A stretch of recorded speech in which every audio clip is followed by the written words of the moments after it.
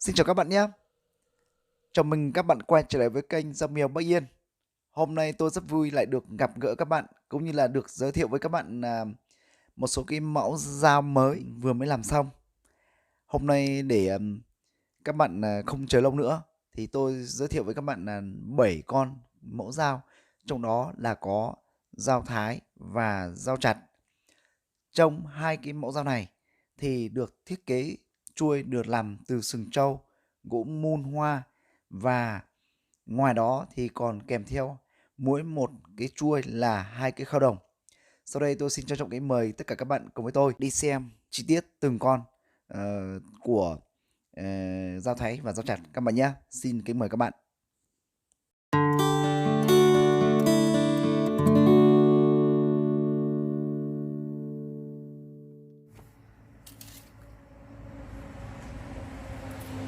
Đầu tiên xin phép được giới thiệu con dao đầu vuông để các bạn cùng tham khảo nhé. Con này thì chuôi được làm từ sừng trâu, tất cả và 5 con này cán đen này các bạn ạ, là được làm từ sừng trâu các bạn nhé. Con này thì chủ yếu dùng để chặt là nhiều các bạn ạ, bởi vì con này được thiết kế nó có cái độ dày nhất định, cầm so với những cái con khác thì nó sẽ nặng hơn một chút các bạn nhé. Sau đây tôi sẽ đo cái chiều dày để các bạn cùng xem. Con này vào gần 20 cm, chính xác là gần 18. Đúng rồi, chính xác là 18 cm các bạn nhé. Còn về cái bụng phệ là hơn 8 cm.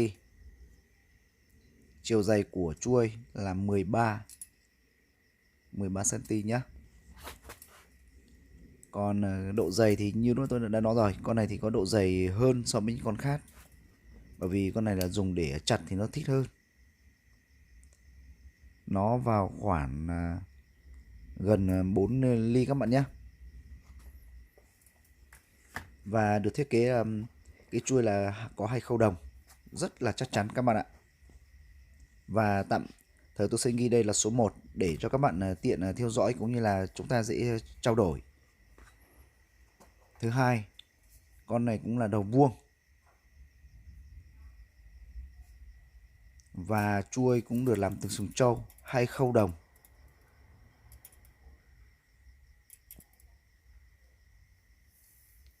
Các bạn có thể để ý kỹ là cái khâu đồng tiếp xúc với lại sừng trâu nó rất là khít, không có khe hở, để tránh cho sau này bị lỏng thì quá trình mà khi lắp cái khâu đồng vào thì cũng đã được gắn một cái loại keo rất là chắc chắn, các bạn yên tâm.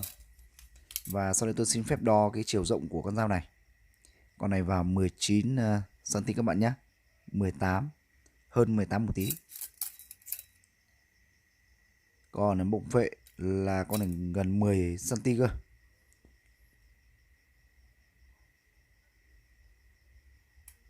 Độ dày của nó hơn 4 ly các bạn nhé, gần 5 ly. Con này thì cũng dành để chặt các bạn nhé, chặt xương thì rất là ok rồi.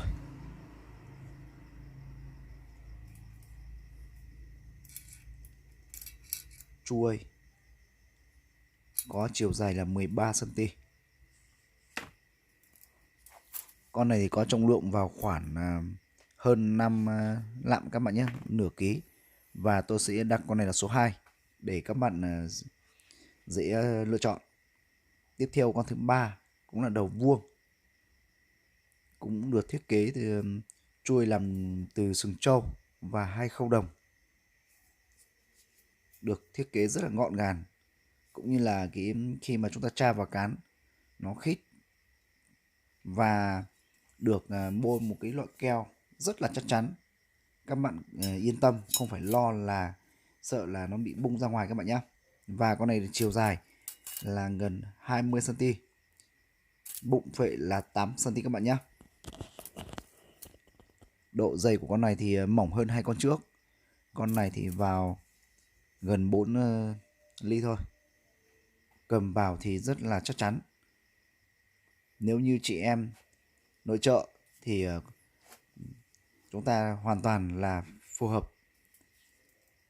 Nó cũng không nặng lắm, nó rất là vừa vừa phải cho chị em nội trợ các bạn nhé.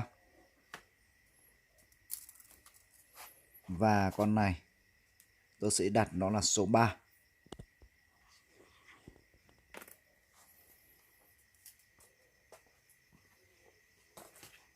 Tiếp theo là con dao thái.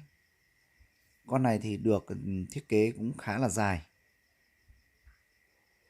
Được thiết kế khá là dài, chiều dài hơn là mấy con đầu vuông kia. Và ở chỗ mà tiếp xúc với lại cái chuôi thì nó được thiết kế một cái hơi cong cong như thế này, nhìn cũng khá là đẹp mắt.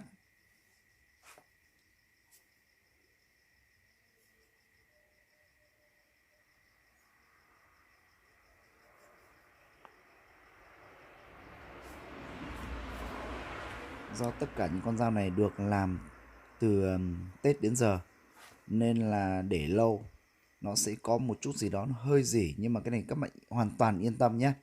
Cái này chẳng qua là do mình để một chỗ có nước, vô tình nước bám vào và không lau nên là nó để lâu nó sẽ có hiện tượng là hơi rỉ thế này. Còn nếu như mà các bạn dùng hàng ngày mà các bạn có cái đá mài, các bạn chỉ cần mài qua nhẹ nhàng thôi là nó sẽ hết những cái ố vàng này. Con này có kích thước là 20, 24, 25 cm, rộng là 8 cm, chính xác là 24,5 cm các bạn nhé. Lưỡi dài.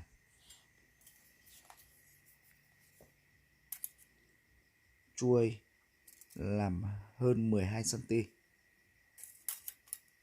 Bụng phệ là gần 9 cm. Và con này có độ dày là 4, nó vào trong khoảng 4 ly các bạn nhé. Cầm nó nhẹ, tuy nó dài hơn nhưng mà nó nhẹ hơn ba con kia rất nhiều, bởi vì nó dành để thái nên là không cần phải nặng cho lắm. Và tôi sẽ ghi con này là số 4. Tiếp theo là con thứ 5. Con này thì khá là nhỏ, rất là gọn, và so với 4 con đầu tiên thì con này mỏng hơn rất nhiều.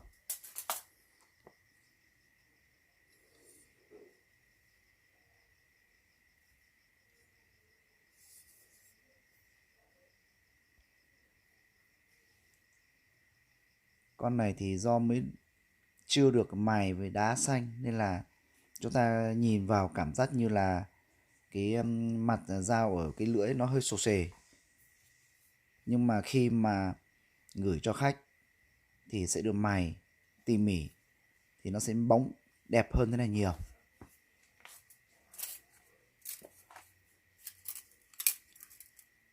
Con này có chiều dài của lưỡi là vào 19 cm, bụng phệ là 7 cm nhé, chuôi là 13 cm và được làm từ cán sừng trâu 2 khâu đồng, rất là chắc chắn.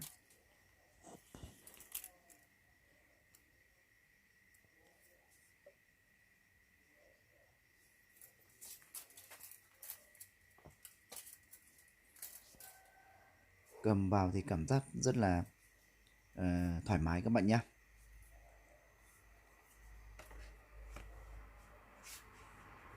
Và tôi sẽ ghi con này là số 5.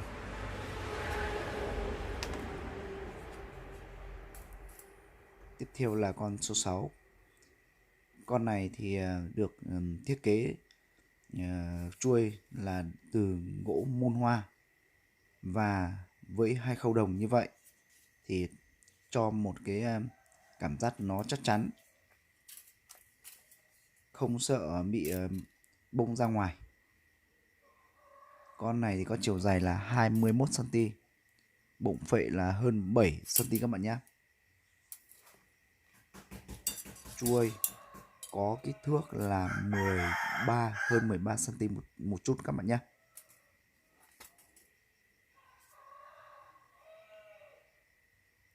Với cái dáng này thì cầm vào khi chúng ta thái thì rất là thoải mái luôn các bạn.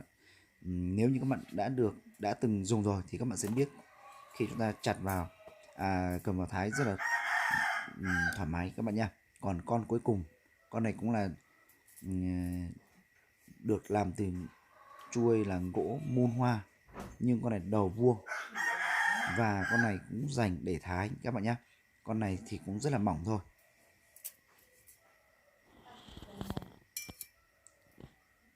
Bụng phệ là gần 8 cm. Chiều dài của lưỡi gần 19 cm các bạn nhé. Còn chuôi là 13 cm. Đây là một cái ố vàng này các bạn này. Đây là do vừa rồi để gần chỗ cửa nên là mưa hắt vào không để ý nên là dính nước mưa và nó bị rỉ như thế này. Nhưng cái này các bạn yên tâm, nó không ảnh hưởng gì các bạn nhé. Các bạn chỉ cần mài qua nhẹ nhàng thôi là nó sẽ hết và các bạn lau khô. Và tôi sẽ đặt con này là con số 7. Đó là tôi vừa mới giới thiệu các bạn là 7 con dao, và sau đây tôi sẽ giới thiệu các bạn về cái nguyên liệu mà để làm những con dao này. Các bạn có thể nhìn thấy những cái miếng này chưa ạ? Đó là một cái miếng sắt từ cái mảnh bom các bạn nhé. Còn con này, miếng này là miếng vỏ đạn pháo các bạn nhé. Tất cả những con này là được làm từ cái loại thép này. Những con này là mấy miếng này còn to nên là chưa cắt. Còn có một miếng thì cũng đang cắt dở dang rồi, thì tôi sẽ đưa cho các bạn cùng xem. Đây, cái này là đã được đốt nóng, dập thẳng thế này, xong là chuẩn bị cắt thành miếng, từng miếng một. Xong là khi cắt xong từng miếng một rồi thì cho vào đốt nóng, xong là đưa ra máy búa sẽ làm cho nó giãn ra. Xong là khi chúng ta làm giãn ra đủ cái kích thước rồi thì sẽ người thợ sẽ lấy tay chỉnh. Lúc đó không dùng máy búa nữa mà chỉ dùng búa tay thôi. Nên là một là cái loại dao mà nó có thực sự chắc bền hay không thì nó cũng phụ thuộc rất lớn vào cái búa tay của người thợ. Bởi vì khi người thợ dùng búa tay thì người ta sẽ đập vào nó sẽ đều, sẽ có cái độ cứng nhất định hơn các bạn nhé.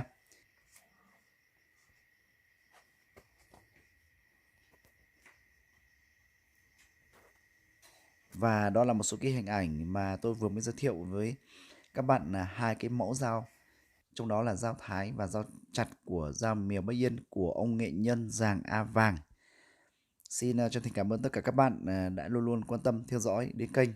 Nếu như có bạn nào mà chưa kịp đăng ký kênh thì các bạn nhanh tay bấm cái đăng ký kênh để các bạn tiếp tục được theo dõi những cái video mới nhất, những cái loại mẫu dao mới nhất của kênh Dao Mèo Bắc Yên các bạn nhé. Xin chào và hẹn gặp lại.